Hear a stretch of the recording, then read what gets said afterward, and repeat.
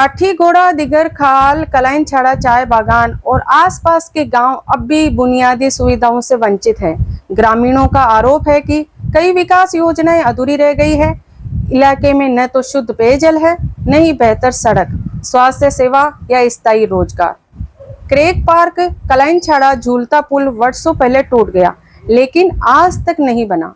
Police चौकी की मांग भी है, अधूरी है। जन कल्याण संस्था के माध्यम से ग्रामीणों ने मुख्यमंत्री डॉक्टर हिमंत बिस्वा शर्मा को ज्ञापन सौंपा है और 5 मिनट की मुलाकात का समय मांगा है, ताकि वे अपनी समस्याएं सीधे बता सके। কোনো কিছু আমরা এই সারা দিছে না, কেউ আইয়া আমরা একটা বুঝ পরামর্শ কোনো ধরনের আমরা এখানে মিলামিশিও করছে না, এর গুরুত্ব দিছে না।